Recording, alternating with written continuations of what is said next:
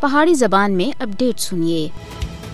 آج دنیا بھر وچ صحافت دا عالمی دیہڑا منایا جا رہا ہے، جد کہ بھارتی حکومت اپنے غیر قانونی زیر قبضہ جموں کشمیر وچ میڈیا دا گل کٹنے دے واسطے لگاتار طاقت دا وحشیانہ استعمال کر رہی ہے۔ مودی دی بھارتی حکومت سن بےجا گرفتاریاں، ٹیکس چھاپاں اور دوئے شعبدید اختیارات تے غلط استعمال دے ذریعے آزاد میڈیا کو بولنے دے اتے پابندی لا رکھی ہے۔ بھارت دنیا دے ان خطرناک ترین ممالک وچ شامل ہو گیا ہے جدھر صحافت اور ذرائع ابلاغ وابستہ لوکاں کو خطرناک صورتحال وچ اپنے پیشہ وارانہ فرائض سرانجام دینے پیندے ہیں۔ بھارتی حکومت صحافت اور میڈیا دی آواز دبا کے مقبوضہ جموں کشمیر کی حقیقت کو بیرون دنیا تھی چھپانا چاہتی ہے۔ مقبوضہ علاقے وچ میڈیا کو لگاتار خطرہ لاحق ہے، جدھر قابض حکام سچ سامنے آنن دی وجہ تے صحافیوں دے خلاف کالے قوانین دے تحت مقدمات درج کر رہی ہے۔ مقبوضہ جموں کشمیر وچ 1989 تے کہن کے ہون تک جاری جدوجہد آزادی کشمیر دے دوران اپنے پیشہ وارانہ فرائض سر انجام دینے دے دوران بھی صحافیوں کو قتل کیتا گیا ہے۔